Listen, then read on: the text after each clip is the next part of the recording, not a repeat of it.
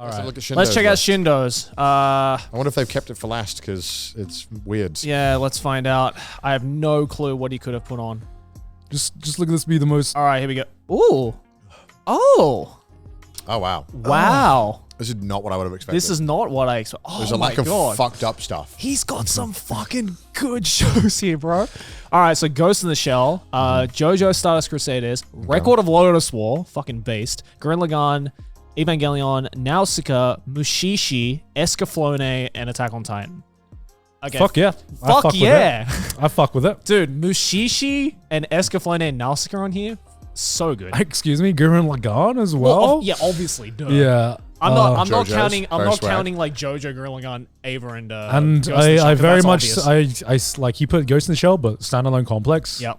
Which is to me the best Ghost in the Shell. Hell yeah. So it, yeah. Dude, big props for fucking Mushishi though. That is still, in my opinion, one of the most underrated. That is the anime. most Joey anime of all time. It is one. It's such an underrated anime. It's so good. It's sort of the anime equivalent of lighting a blunt. I mean, kind of, yeah. I've only, it's just going off clips I've seen of the show. Yeah. It's the equivalent of like, No, hey, it's kind of more the equivalent of like, you know, smoking out of a pipe. yeah. Yeah, a little bit fancier. No, but Mushishi is, I still think visually it was so incredibly ahead of its time. And the story is just so fucking captivating. It's so good. And the manga is amazing as well. Yeah, it's a great show. Yeah. It's funny looking back on Mushishi and just like knowing Joey as a mate. I look at Mushishi and I'm like, this was is made for me. This is everything that encapsulates Joey as a vibe in there. Yep. You know, if you know, this could be a fucking album cover or something, you know, and Dude, Mushishi manga covers Yeah. are album covers. They're so aesthetic. What is Record? I mean, I know what it is, but what is Record of Lotus War about? Record of Lotus War is, oh god, when did it come out? Fuck, 90s, 80s? I think it's 90s. 90s, right? Yeah, Early that it 90s. came out. Let me see. It's Records of Lotus Wars. 1990. Okay. Well, I was technically What right. is the show about? It's about a Lotus War, isn't it? Yeah, have you seen it? I haven't seen it in a okay, long time. okay. I don't remember. Have you seen it, Gone? I haven't seen Oh, it okay. either. So none of us have seen this. So Yeah. I've heard about the show. It's weirdly. I have often. seen it. I remember nothing about it though. Little store, thank you. Created from the aftermath of the last great battle of the gods, Lotus and his kingdoms have been plagued by war for thousands of years. As a quiet peace and unity finally became foreseeable over the land, an unknown evil being begins to stir. An ancient witch has awakened, bent on preserving the island of Lotus by creating political unbalance throughout the many kingdoms and keeping anyone from maintaining central control. So it's like a political. There is a certain. fantasy. Is it an isekai? No, Is I it think it's a- just a fantasy. it's fantasy. Isn't it? Is it okay? I think it's a political fantasy. Because I have seen like a lot of it. It's kind of nostalgic looking back at a lot of 90s fantasy, because the 90s era of anime did have a lot of fantasy, and funny enough, a lot of isekai as well. It was just totally different vibe than what you see in like the modern isekai landscape right now. A lot of the fantasy back then was about these kind of like epics and something more traditional, something more in line with what you see with like traditional J.R.R. Tolkien kind of like world-esque. Yeah. I think one of my favorites was Three Kingdoms as well. That was a big fantasy that came out as well. What about Obviously, what's the one from the Now and Now and Then, Here and Now. Yeah. Now and Then, Here and There. Because he has another isekai fantasy on here as well. I'm not sure. I think this is just a fantasy, but Escaflowne. Escaflowne?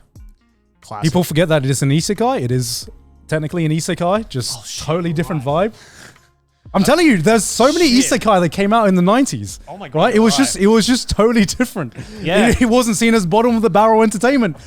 It was just more classic, Yeah. kind of like They Narnia. were I guess- better at hiding the concept. Well, of it, I maybe guess, it's you just the people who grew up with those are now working, and the ones making all these damn stories because they were so inspired by stuff like Escaflowne. I mean, technically, you know, Inuyasha is an isekai, Inuyasha's an isekai, yeah.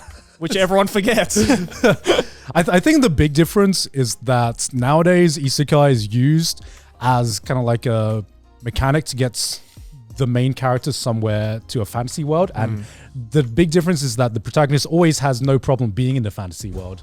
But all of the 90s isekai that I remember all revolved around, hey, how the fuck do I get back home? So I have the reasonings for some of these. Which is there any that you guys want to hear about?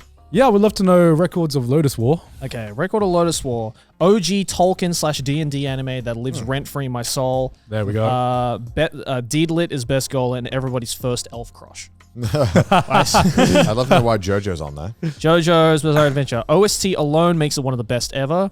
Stardust True. Crusaders is my favorite. Stone Ocean best OP. Barely beating Bloody Stream. Bloody Stream is fucking goated. Bloody Stream is Bloody goated. Stream. But Bloody Stream isn't Stardust though. No, Bloody Stream is Battle Tendency. Battle Tendency, yeah. That's the most fucking hype OP Yeah. all time. Fight me. What about Escaflowne? Escaflowne. Isekai before it was cool.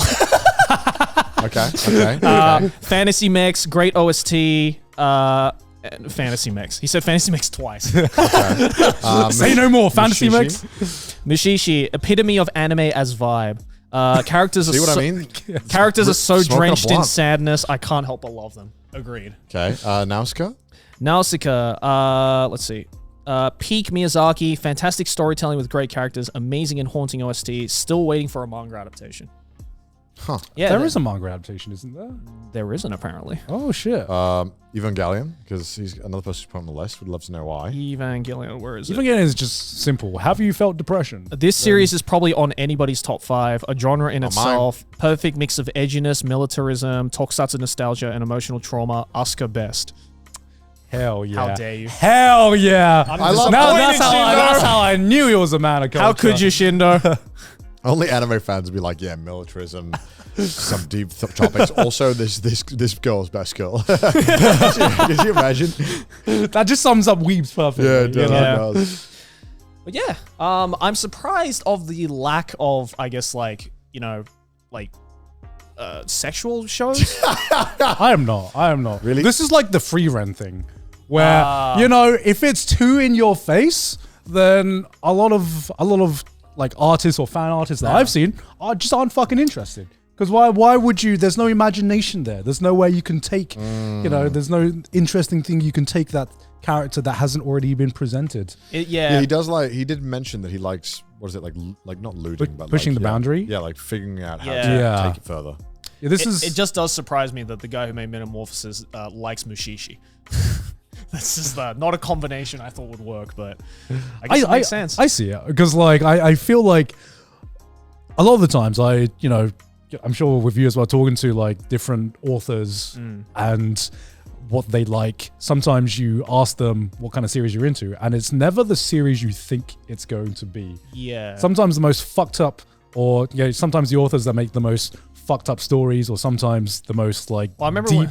I remember when Shindo was on the show, he said his favorite manga was Spy Family. Yeah, that was kind of out of Which pocket. is like, whoa, all right. Good on you, I guess. Yeah, I was talking to Vinland Saga author Yukimura. Makoto Yukimura. Yeah. And I was like, so why do you want to do Vikings? And wait, let me remember the name. There was this like Viking cartoon that inspired him, and inspired him to kind of like make a Viking story outside of just being Vikings. What, Is like it- asterisk? Is it Vicky the Viking? He's such a Vicky the Viking or something like that. Vicky the Viking. Oh yeah, animated series. Vicky And he the showed me Viking. this shit, and I was like, what the fuck? Yukimura Sensei, what? This became Vinland Saga. this inspired. I have no enemies. What's next? One Punch Man author watch Kalyu growing up. It's pretty bizarre. Like you're like, well, this is not the vibe I thought it was going to be. That is awesome. I love that. I mean, he just seems very wholesome in general. he though, just seems very wholesome in general, Yeah. which surprising.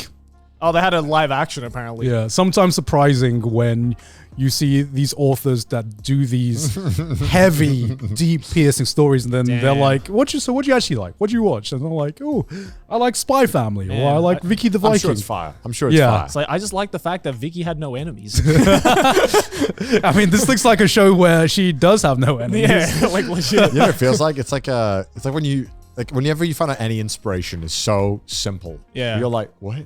It's like, have you seen that? There's this like short that's been going around. It's I think it's when one of the Gorillaz artists, he's saying how he got like the starting of Oh, I've seen this one. Yeah, and it's the preset It's on a clear keyboard. preset. Yeah, he yeah. presses play, and it's just the entire It's the Rock One preset. Yeah, and you're like, what?